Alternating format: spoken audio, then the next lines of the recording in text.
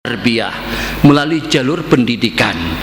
Nah, inilah yang ditempuh oleh sebagian daripada masyarakat kita di kalangan para alim ulama, membackup bangsa ini daripada segala perkara yang tidak diridhai Allah, itu dengan gunakan slogan Iqra bismi rabbikal ladzi khalaq, dengan membaca dan juga dengan belajar. Sehingga dengan kita pada waktu kita belajar, pada waktu kita menuntut, pada waktu kita mengaji, kita akan tahu halal dan haram dalam kehidupan kita, halal dan haram dengan makanan dan minuman kita, halal dan haram dengan pakaian dan perhiasan kita, halal dan haram waktu kita berdiri dan duduk, begitulah seterusnya sampai kita meninggal dunia. Yang kedua, melalui jalur dakwah. Gimana dengan kita merasa puas, gimana dengan kita merasa cukup, sedangkan saudara-saudara kita jangankan untuk duduk iktikaf di masjid melaksanakan 9 waktu secara berjamaah, mengucap saja belum. Jangankan untuk bersama kita di rumah Allah, untuk kita berzikir, bertasbih, iktikaf dan lain sebagainya, mengenal wudu saja tidak, tak tahu macam mana cara berwudu, tak tahu macam mana cara sembahyang, apalagi yang kita istilahkan dengan tahajud, yang kita istilahkan dengan zikir kalbi. Jadi bagaimana dengan kita berkesempatan ada waktu yang kita gunakan untuk kita membendung dan juga untuk kita mengambil ataupun juga mengawal keadaan yang seperti itu.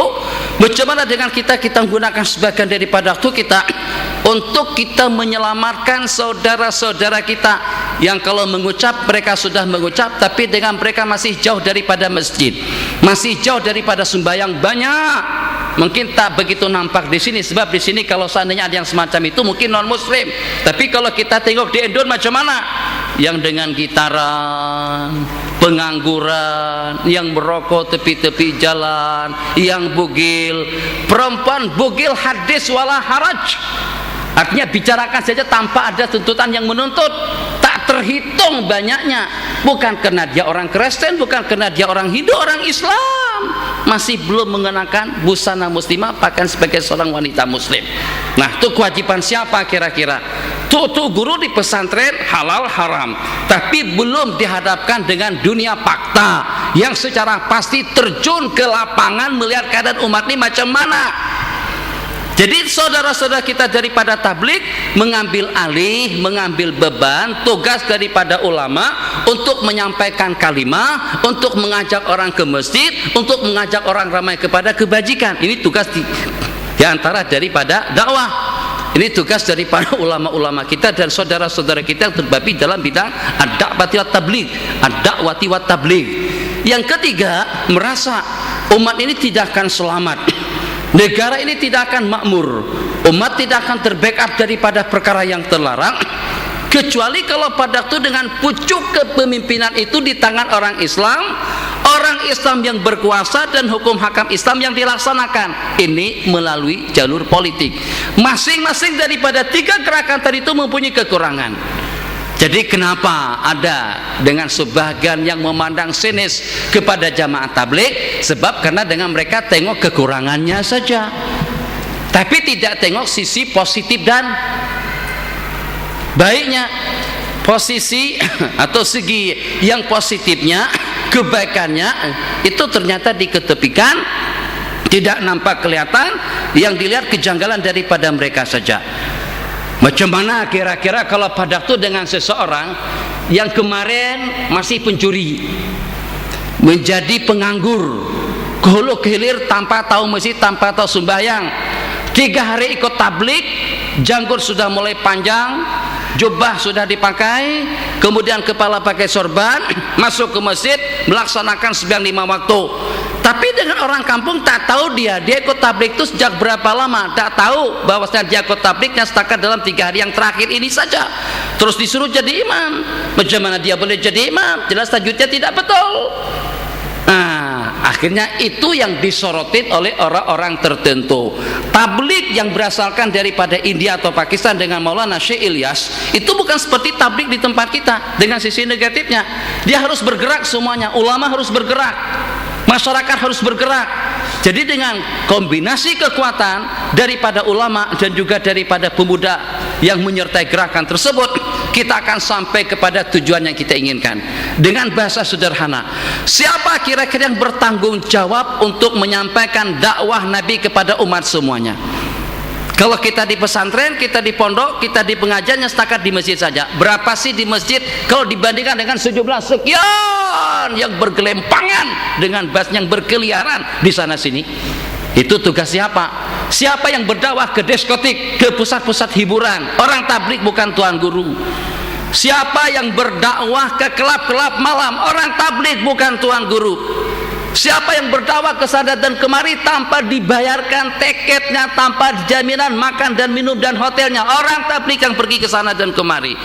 Maka kira-kira dengan kita cegat, kita tahan, kita halang gerakan usaha positif yang seperti itu. Kalau pada itu dengan kita sebagai ulama, kita sebagai kiai, kita sebagai santri, kita sebagai pelajar dan penuntut tidak berkesempatan untuk mengajak orang ke masjid, kita berikan laluan seluas-luasnya kepada mereka. Sebab yang macam manapun yang berkeliaran di sana sini saudara-saudara kita juga.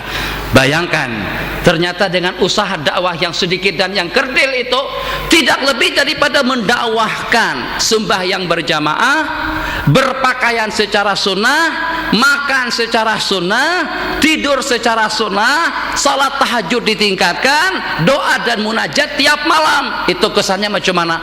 Sejumlah berapa puluh ribu gereja yang berubah menjadi kepada masjid. Ini bukan usaha daripada ulama, kecuali ulama yang terlibat dalam dunia dakwah. Nah, itu dia. Kita akan merasa kerdil dengan upaya kita pada waktu dengan mereka sudah berjaya untuk mengislamkan, untuk memantapkan keislaman orang Islam. Jadi pada waktu mereka huruf kemana? Jadi pada waktu itu disebabkan kena dengan padri, sebabkan kena dengan pendeta, kristenisasi di sana sini, sekampungan habis menjadi murtad gara-gara kena faktor kehidupan yang serba tidak ada. Masya Allah, tabarakallah.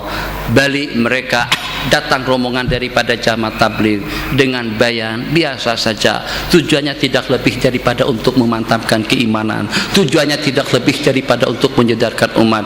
Bahasanya sama, tujuannya pun juga sama. Tercuit kembali hati mereka karena iman itu memang sudah bertapak di dalam dada mereka, hanya saja tertutup berkarat dengan maksiat. Pada waktu diingatkan, mungkin yang pernah saya ceritakan dahulu, saat ketika dengan seorang tu guru, masjidnya sudah jadi kosong, sudah tak ada orang yang pergi berjamaah. Mana pemuda-pemuda kita di diskotik? Diskotik apa? Kelab malam. Jadi kata tu guru, apa tuh diskotik? Apa tuh kelab malam? Anak mau tengok juga. Tu guru pakai jubah putih, sorban, janggut panjang, mau tengok diskotik itu macam mana? Tak boleh tuan guru, tak boleh. Itu untuk anak-anak muda saja, pemuda-pemudi saja yang pergi ke situ. Tuh guru dakwah saja di masjid, tak boleh. Apa dakwah di masjid? Makmum semakin sehari semakin berkurang gara-gara dengan konsep itu, konsep ini sampai kepada yang tadinya jadi qari tilawatil Quran menjadi penyanyi. Hancur dunia. Kalau sampai dengan artis yang tadinya seorang qari menjadi seorang penyanyi, penghibur, maknanya umatnya akan dihanyutkan dan dilarutkan kepada perkara kemungkaran. Macam manapun, yang namanya penyanyi tetap artis, yang namanya penyanyi dan seni tetap hiburan, yang namanya hiburan tetap akan menghanyutkan dan melarutkan dan menjauhkan kita daripada tujuan. Saya akan tengok suasana di diskotik kelab malam, macam mana keadaannya. Dihalang, dicegat, dilarang, tak boleh, tak peduli. Oke lah, tuh guru pergi, mungkin naik motor atau naik apa, tak tahulah, pergi ke situ. Begitu sampai di depan pusat hiburan, dicegat oleh petugas-petugas di situ. Tuh guru tak boleh masuk. Kenapa tak boleh masuk? Tak guru, tuh guru kalau mau masuk kena beli tiketnya dulu. Tak apa, beli tiket berapa? 10 ringgit bayar. Mau dekat pentas 30 ringgit bayar. Mau spet tengok langsung Siti di waktu konser 100 ringgit bayar. Yang penting saya masuk. Masuk. Tuh guru duduk di hadapan. Masya Allah, tabarakallah, rame sekali, tepuk tangan semuanya. persembahan demi persembahan, lagu demi lagu, menyanyi yuk menyanyi, rock ya rock, dangdut ya dangdut, semuanya menarik. Tuh guru seronok menonton di situ, kayaknya seronok.